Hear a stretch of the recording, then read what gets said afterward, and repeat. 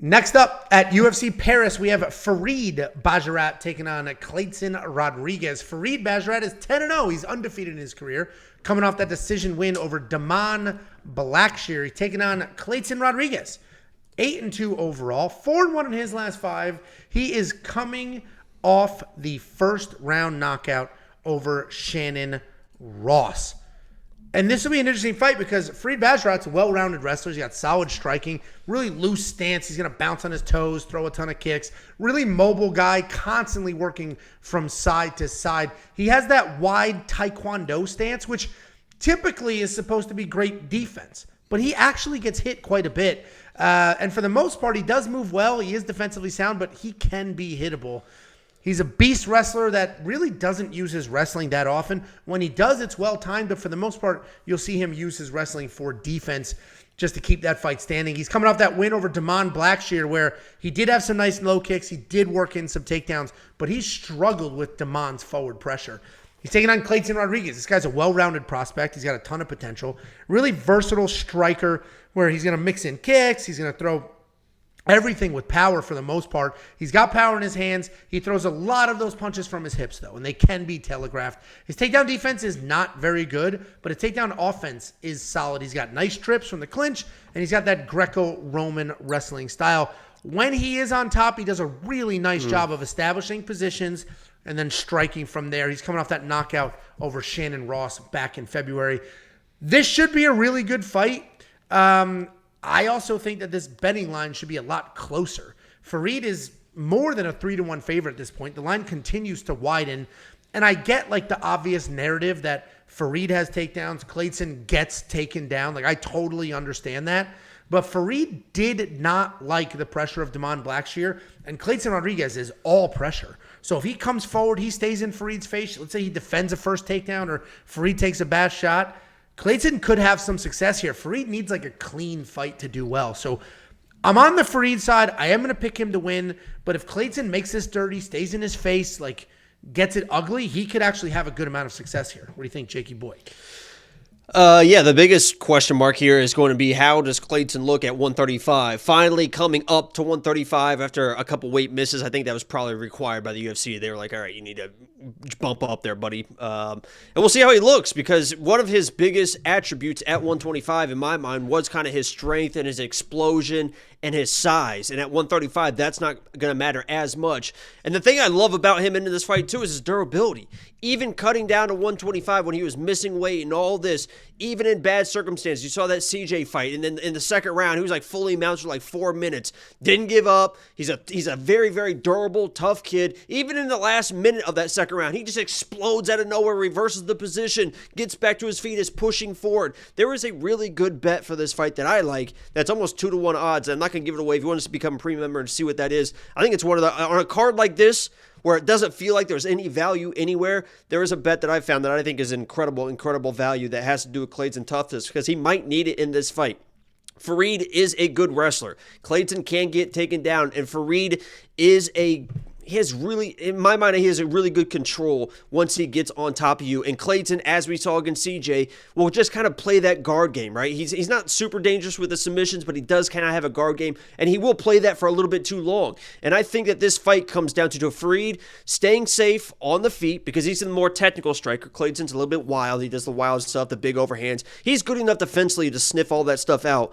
Stay safe on the feet. He is a high IQ guy. He knows when to get takedowns to win rounds. I think that's what it comes down to. Every round, it's striking for 1 or 2 minutes. It's a takedown. It's control. So I do like Farid in this matchup. I think that he is the real deal as far as like an actual prospect, and he looks like an undefeated fighter. But there's going to be a couple moments where you're going to be like, oh, yeah, Claydson's really good. Like, as far as like a dog, it's the most talented dog on a card.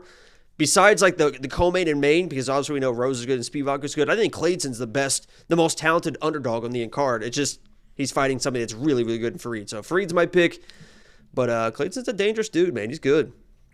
No, I completely agree, and I really wanted to. This is a sketchy card. Finding the safety parlay has been hard. I really wanted to go with Farid. Like, all right, like But then you watch the Damon Blackshear fight. If you remember Damon's next fight, I picked him, I bet on him, and I was all in because it's like I know how good he is because I saw how much trouble he gave Farid. and how Farid didn't really like that pressure and didn't like him being in his face. And that's what Kleydson does. So you're right. He's probably the most talented underdog on this card. And that's what makes it hard to be like, oh, 3-1 odds. Yeah, I'll take those. He probably does win. But you know, I don't know what I'm going to do with that information. What's that? Okay. Like, I don't know what I'm going to do with knowing that I think Farid's there's a going to win big delay this. right now. Yeah, it's because Tiffany freaking called me. Hold on. God damn. Oh, no. Should I leave and come back, or do you want to leave and come back? Something's got to happen here. I'm going to leave and come back.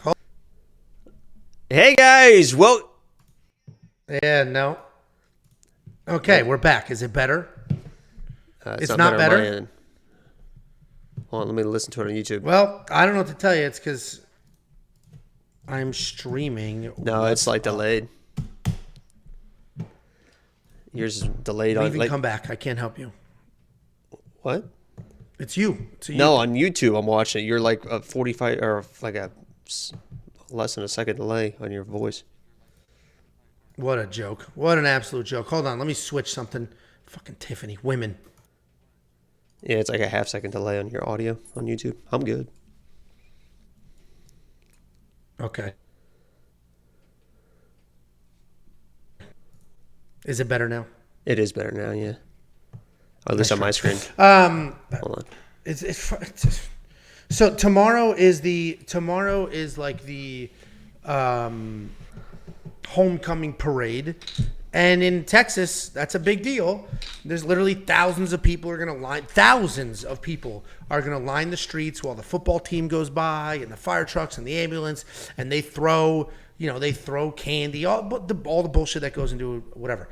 But people already started lining like the streets and the grass areas with chairs and tents and stuff like that for the parade. Which is tomorrow night. So we're going, we've got our reserving crew. spots and stuff. I'd go fucking rip all that stuff off. We've got like our crew of friends and stuff like that. And oh my God, it's delayed again, I think. Well, I don't know why. So no, you're good on YouTube. Tiffany texted them. Jesus Christ. So Tiffany texted like the group chat with the neighbors saying, hey, what's the deal with tomorrow? Are we going to order some pizzas, whatever? And they're like, we just put our stuff out. They took a picture. Go put your stuff out. We'll figure out food. We don't know food just yet. And so she's going, and I think she's pissed she has to do it. And I was like, I'll do it. Just give me 2 hours. What's the difference? So I think she called about 3 times back to back. I'm pretty sure she's a little pissed. So that sounds like a her problem, not a me problem. I'm going to leave our tent on. Oh, so she texted, a bunch of people are already there. There's not a lot of space. What a fucking joke. Whatever. It is what it is. She's definitely mad. Let's go ahead and move on. You're doing the right thing, just avoiding women at all costs. Like not even looking at them, not talking to them. Life is much more peaceful that way. You know, it's funny that you say that. It's because I was laying in bed last night, and you know how randomly TikTok will suggest you people, like, do you want to, and you have to click like not interested or interested or whatever. We just swipe through. I don't know if you see that screen. You're not answering me, so I'm listening to you. About. I know it was a question. It's like sometimes in conversations I just need that. Okay, I'm here listening. I need you to nod and listen because this is a tough subject for me. So I'm laying in bed last night. I'm going through. I'm almost at the end. You know how you're almost at the end of the TikToks where you're like, all right, I'm about to go to bed. Let me just 3 or 4 more. So I'm already getting tired. I'm feeling good. It's a good night. I'm flipping through and it comes up to that. And you know who it was suggested? Was my ex-girlfriend from Indiana, who I've said that I'm like still in love with this shit. It's like, so then I'm like, oh fuck, am I gonna sit here and watch her TikToks? I fucking sat there and watched some of the TikToks, man. Oh my God. So then I'm just laying there on my back at night, just staring at the ceiling, just remembering the good times. Just remembering the good times, just sitting there like, fuck, man. So I had a real existential crisis last night, just laying in bed till fucking 1 or 2 in the morning, thinking about life and the choices that I've made, regretting them all. There you go. Well, at least you're not getting angry texts in a flurry about there's no space for our tent. So there's worse things.